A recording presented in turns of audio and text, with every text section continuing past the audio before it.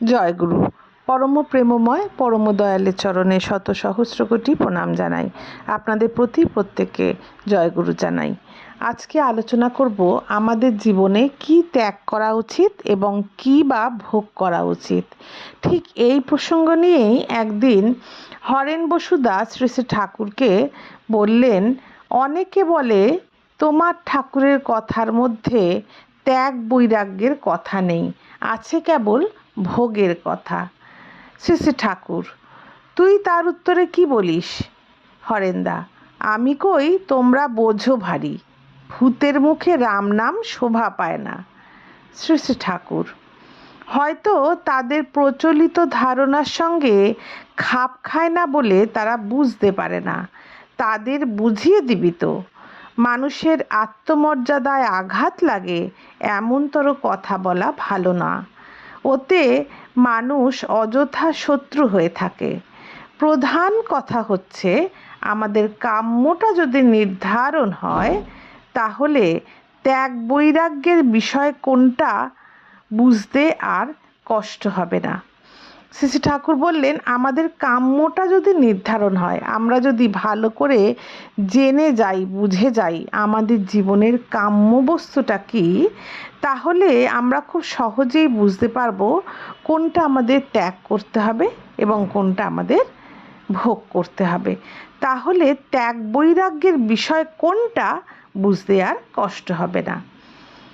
আমাদের কাম্য হচ্ছে বাঁচা বাড়া, আর সেটা পরিবেশকে নিয়ে আরও আরও করে অমৃত উপভোগের পথে, আর তা ঈশ্বর পরায়ণতা দিয়ে, ইষ্টানুরাগের ভেতর দিয়ে।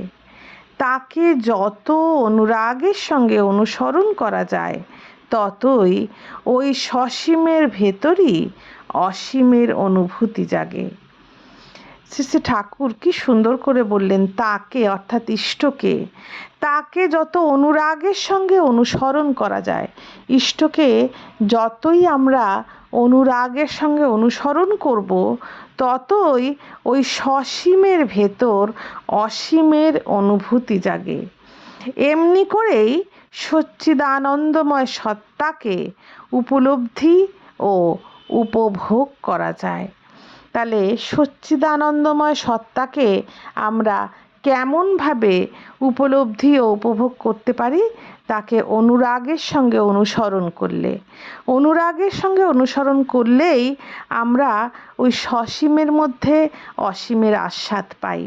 আর এমনিভাবেই সচ্চিদানন্দময় সত্তাকে আমরা উপলব্ধি ও উপভোগ করতে পারি। আমি যদি ঠাকুর বলছেন, আমি যদি ভোগের কথা বলি, তবে সেটা এই ভোগ। তাহলে আমাদের জীবনের মূল ভোগ্য বস্তু কোনটা, কি আমরা ভোগ করব? এই সচ্চিদানন্দময় সত্তাকে উপলব্ধি এবং উপভোগ করব। এটাই আমাদের জীবনের মুখ্য ভোগ্য বস্তু, এটাই হচ্ছে ভোগের কথা।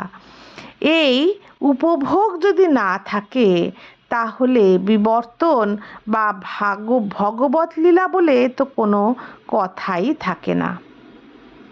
সবই একটা শূন্যতায় পর্যবসিত হয়। আর ত্যাগ বৈরাগ্য অবলম্বন করতে হবে সেই বিষয় সম্বন্ধে যা এতে ব্যাঘাত সৃষ্টি করে। শ্রী শ্রী ঠাকুর বললেন, সেই জিনিসটাকেই আমাদের ত্যাগ করতে হবে যেটা এই ভগবত লীলাকে ভোগ করতে বাধা দেয়, যেটা আমাদের সচ্চিদানন্দময় সত্তাকে উপলব্ধি বা উপভোগ করতে দেয় না, সেটাকেই আমাদের ত্যাগ করতে হবে। তাহলে ভোগ করতে হবে কি? সচ্চিদানন্দময় সত্তাকে ভোগ করতে হবে, উপলব্ধি করতে হবে, উপভোগ করতে হবে। আর যা এই উপভোগে বাধা দান করে সেটাকেই আমাদের ত্যাগ করতে হবে।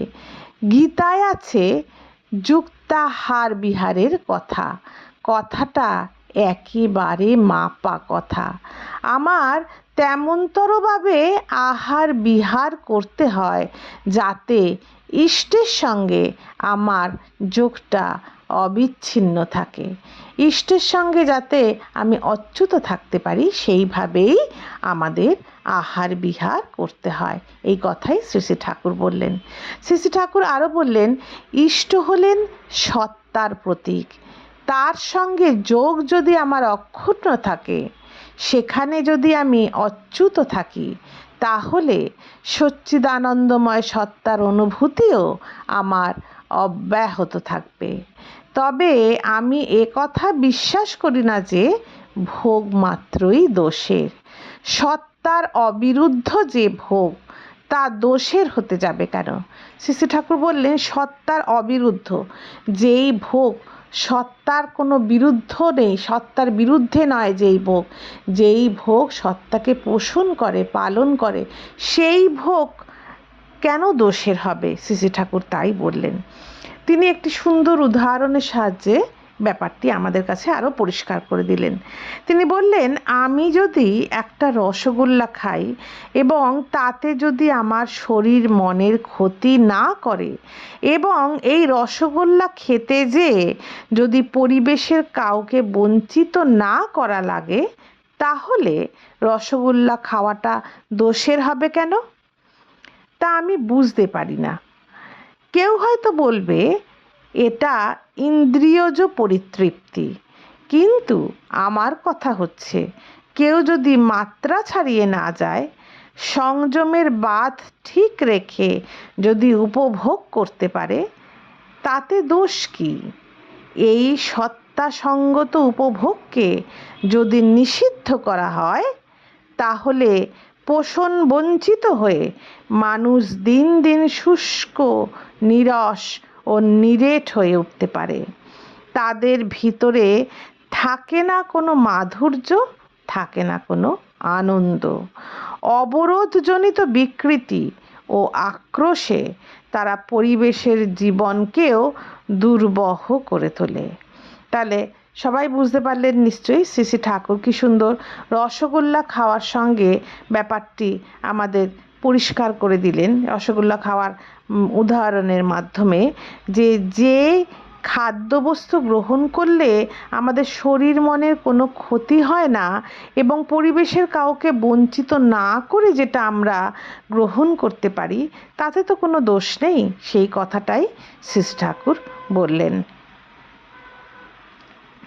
তাই ধর্মের লক্ষ্য থাকা উচিত যাতে মানুষের যাবতীয় জীবনীয় প্রয়োজন আরও সুষ্ঠু ও সম্পূর্ণভাবে পরিপূরণ করা যায়। তাহলে ধর্মের লক্ষ্য কি থাকা উচিত না, যা মানুষের যাবতীয় জীবনীয় প্রয়োজন, আমাদের জীবন ধারণের জন্য যা প্রয়োজন, তা যাতে আমরা সুষ্ঠু এবং সম্পূর্ণভাবে পেতে পারি, সেই বিষয়েই ধর্মের লক্ষ্য থাকা উচিত।